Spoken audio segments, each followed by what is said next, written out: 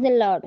നസ്രനായ യേശു ക്രിസ്തുവിന്റെ അധികാരമുള്ള നാമം ഇന്ന് പകലിലും മഹത്വപ്പെടുമാറാകട്ടെ. പ്രാർത്ഥിക്കാം. ഞങ്ങളുടെ ഏറ്റവും വാഴ്ത്തപ്പെട്ട സ്വർഗസ്ഥ പിതാവേ, അനുഗ്രഹിക്കപ്പെട്ട നല്ല സമയത്തിനായി സ്തോത്രം. ഇന്ന് പകലിലും അവിടുത്തെ തിരുവചനം വായിച്ച് തിരുസന്നിധിയോട് അടുത്തു വരുന്നു. ഈ പ്രവചനത്തിന്റെ വാക്കുകളെ വായിച്ച് കേൾപ്പിക്കുന്നവനും കേൾക്കുന്നവരും ഇതിൽ എഴുതിയിരിക്കുന്നത് പ്രമാണിക്കുന്നവരും ഭാഗ്യവാന്മാർ എന്ന തിരുവെഴുത്തിൻ പ്രകാരം ഇന്ന് ഈ ശുശ്രൂഷ അനുഭവിക്കുന്ന എല്ലാ സഹോദരങ്ങളെയും പിതാവിന്റെയും പുത്രന്റെയും പരിശുദ്ധാത്മാവിന്റെ നാമത്തിൽ അടിയൻ അനുഗ്രഹിച്ച് പ്രാർത്ഥിക്കുന്നു. ആയുസന്ധ്യത്തോളം വിശ്വസ്തയോടെ നിലകൊള്ളുവാൻ നസ്രനായ യേശു ക്രിസ്തുവിൽ കൂടി ഞങ്ങൾക്ക് ലഭിച്ച ആ നിത്യത അവകാശമാക്കി തീർക്കുവോളം അവിടുത്തെ കൃപയിൽ മറയ്ക്കണമെന്ന് പ്രാർത്ഥിക്കുന്നു. പ്രാർത്ഥന കേട്ട കൃപകൾക്കായി നന്ദി പിതാവേ. സകലതും നസ്രനായ യേശു ക്രിസ്തുവിൻ നാമത്തിൽ തന്നെ. ആമേൻ, ആമേൻ, ആമേൻ. നാം കഴിഞ്ഞ പകലിൽ വിശുദ്ധ യോഹന്നാൻ എഴുതിയ സുവിശേഷം 1-ാം അധ്യായം 1 മുതൽ 28 വരെയുള്ള തിരുവെഴുത്തുകളെ വായിച്ച് കർത്താവിനെ മഹത്വപ്പെടുത്തി. ഇന്ന് പകലിൽ വിശുദ്ധ യോഹന്നാൻ എഴുതിയ സുവിശേഷം 1-ാം അധ്യായം 29 മുതൽ 51 വരെയുള്ള തിരുവെഴുത്തുകളെ വായിച്ച് കർത്താവിനെ മഹത്വപ്പെടുത്താം. The gospel according to John chapter 1 to 29 to 51.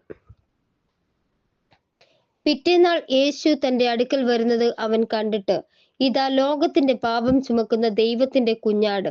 എന്റെ പിന്നാലെ ഒരു പുരുഷൻ വരുന്നു, അവൻ എനിക്ക് മുൻപേ ഉണ്ടായിരുന്നത് കൊണ്ട് എനിക്ക് മുൻപനായി തീർന്നു എന്ന് ഞാൻ പറഞ്ഞവൻ ഇവൻ തന്നെ. ഞാനോ അവനെ അറിഞ്ഞില്ല. എങ്കിലും അവൻ ഇസ്രയേലിന് വെളിപ്പെടേണ്ടതിന് ഞാൻ വെള്ളത്തിൽ സ്നാനം കഴിപ്പിപ്പാൻ വന്നിരിക്കുന്നു എന്ന് പറഞ്ഞു. യോഹന്നാൻ പിന്നെയും സാക്ഷ്യം പറഞ്ഞത്, ആത്മാവ് ഒരു പ്രാവ് പോലെ സ്വർഗത്തിൽ നിന്ന് ഇറങ്ങി വരുന്നത് ഞാൻ കണ്ടു. അത് അവന്റെ മേൽ വസിച്ചു. ഞാനോ അവനെ അറിഞ്ഞില്ല. എങ്കിലും വെള്ളത്തിൽ സ്നാനം കഴിപ്പിപ്പാൻ എന്നെ അയച്ചവൻ എന്നോട്, ആരുടെ മേൽ ആത്മാവ് ഇറങ്ങുന്നതും വസിക്കുന്നതും നീ കാണുമോ, അവൻ പരിശുദ്ധാത്മാവിനാൽ സ്നാനം കഴിപ്പിക്കുന്നവൻ ആകുന്നു എന്ന് പറഞ്ഞു. അങ്ങനെ ഞാൻ കാണുകയും ഇവൻ ദൈവപുത്രൻ തന്നെ എന്ന് സാക്ഷ്യം പറയുകയും ചെയ്തിരിക്കുന്നു. പിറ്റേന്നാൾ യോഹന്നാൻ പിന്നെയും തന്റെ ശിഷ്യന്മാരിൽ 2 പേരുമായി അവിടെ നിൽക്കുമ്പോൾ കടന്നു പോകുന്ന യേശുവിനെ നോക്കിയിട്ട്, ഇതാ ദൈവത്തിന്റെ കുഞ്ഞാട് എന്ന് പറഞ്ഞു. അവൻ പറഞ്ഞത് ആ 2 ശിഷ്യന്മാർ കേട്ട് യേശുവിനെ അനുഗമിച്ചു. യേശു തിരിഞ്ഞ് അവർ പിന്നാലെ വരുന്നത് കണ്ട് അവരോട്, നിങ്ങൾ എന്ത് അന്വേഷിക്കുന്നു എന്ന് ചോദിച്ചു. അവർ റബ്ബി എന്ന് വെച്ചാൽ ഗുരു, നീ എവിടെ പാർക്കുന്നു എന്ന് ചോദിച്ചു. അവൻ അവരോട്, വന്ന് കാൺമീൻ എന്ന് പറഞ്ഞു. അങ്ങനെ അവൻ വസിക്കുന്ന ഇടം അവർ കണ്ട് അന്ന് അവനോടുകൂടെ പാർത്തു. അപ്പോൾ ഏകദേശം 10-ാം മണി നേരം ആയിരുന്നു. യോഹന്നാൻ പറഞ്ഞത് കേട്ട് അവനെ അനുഗമിച്ച 2 പേരിൽ ഒരുത്തൻ ശിമോൻ പത്രോസിന്റെ സഹോദരനായ അന്ത്രയോസ് ആയിരുന്നു. അവൻ തന്റെ സഹോദരനായ ശിമോനെ ആദ്യം കണ്ട് അവനോട്, ഞങ്ങൾ മശിഹായെ എന്ന് വെച്ചാൽ ക്രിസ്തുവെ കണ്ടെത്തിയിരിക്കുന്നു എന്ന് പറഞ്ഞു. അവനെ യേശുവിന്റെ അടുക്കൽ കൊണ്ടുവന്ന് യേശു അവനെ നോക്കി, നീ യോഹന്നാന്റെ പുത്രനായ ശിമോൻ ആകുന്നു, നിനക്ക് കേഫ എന്ന് പേരാകും എന്ന് പറഞ്ഞു. അത് പത്രോസ് എന്നാകുന്നു. പിറ്റേന്നാൾ യേശു ഗലീലയ്ക്ക് പുറപ്പെടുവാൻ ഭാവിച്ചപ്പോൾ ഫിലിപ്പോസിനെ കണ്ടു. എന്നെ അനുഗമിക്ക എന്ന് അവനോട് പറഞ്ഞു. ഫിലിപ്പോസോ അന്ത്രയോസിന്റെയും പത്രോസിന്റെയും പട്ടണമായ ബെത്സയിദയിൽ നിന്നുള്ളവൻ ആയിരുന്നു. ഫിലിപ്പോസ് നഥനയേലിനെ കണ്ട് അവനോട്, ന്യായപ്രമാണത്തിൽ മോശയും പ്രവാചകന്മാരും എഴുതിയിരിക്കുന്നവനെ കണ്ടെത്തിയിരിക്കുന്നു, അവൻ യോസഫിന്റെ പുത്രനായ യേശു എന്ന നസ്രയത്തുകാരൻ തന്നെ എന്ന് പറഞ്ഞു.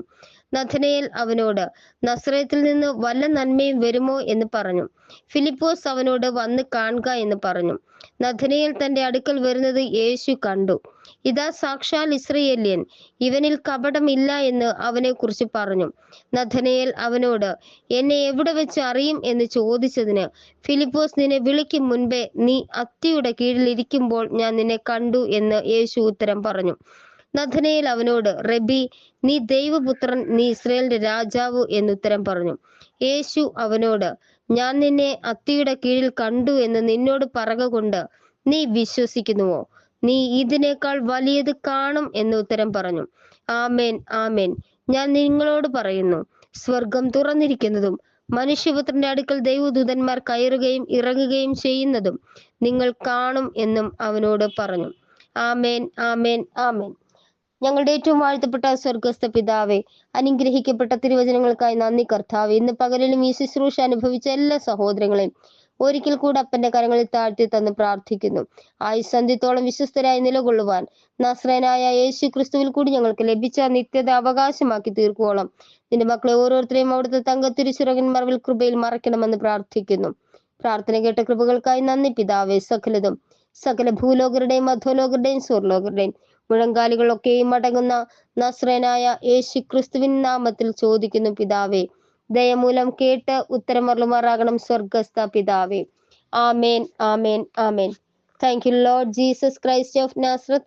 God bless you all.